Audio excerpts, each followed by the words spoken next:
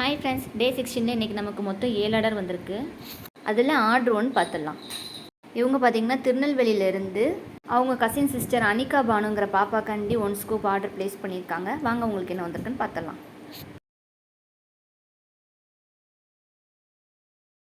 First one பார்த்திங்கன்னா ஒரு yellow colour beat வந்திருக்கு. இதுக்கு என்ன வந்திருக்குன்னு பார்த்தீங்கன்னா கொரியன் இயரிங் ஒன்று வந்திருக்கு.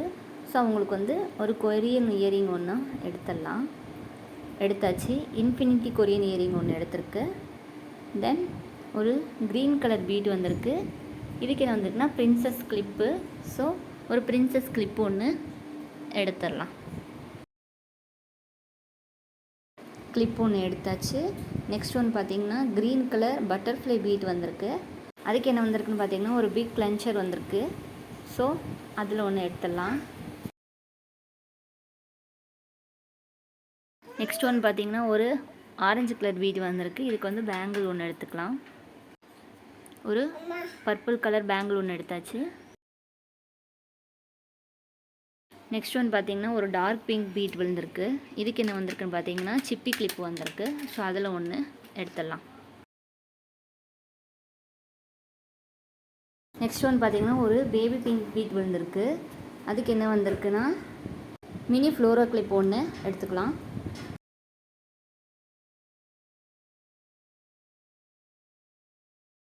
நெக்ஸ்ட் ஒன் பார்த்திங்கன்னா ஒரு பிங்க் கலர் ஸ்டார் பீட் வந்திருக்கு. அதுக்கு என்ன விழுந்திருக்குன்னு பார்த்தீங்கன்னா ஸ்டோன் கிளிப் ஒன்று வந்திருக்கு. ஸ்டோன் கிளிப்பில் ஒன்று எடுத்துக்கலாம். அப்புறம் பார்த்திங்கன்னா ஃபைனலாக ஒரு பட்டர்ஃப்ளை பீட் இருக்குது. அதுக்கு என்ன வந்திருக்குன்னு பார்த்தீங்கன்னா பட்டர்ஃப்ளை செயின் வந்திருக்கு. ஒரு செயின் ஒன்றும் எடுத்துடலாம். இவங்களுக்கு மொத்தம் 8 ப்ராடக்ட்ஸ் வந்திருக்கு. ஸோ அதோட அவங்களுக்கு ஒரு இயரிங்கும் அண்ட் ஒரு கிளிப்பும் ஒன்று வச்சிடலாம். இது கிஃப்ட்டு கிடையாது, அவங்களோட அமௌண்ட்டுக்கு உண்டான ப்ராடக்ட்ஸ். சின்னதாக ஒரு கருத்து மட்டும் சொல்லிட்டு போயிடுறேன். தெரியாமல் ஸ்கூப் எடுக்கும்போது 1-2 பீட்ஸ் கீழே விழுகும்போது அந்த இதெல்லாம் கமெண்ட் பண்ணுறீங்களே, இது இந்த மாதிரி பண்ணாதீங்க செய்யாதீங்கன்னு.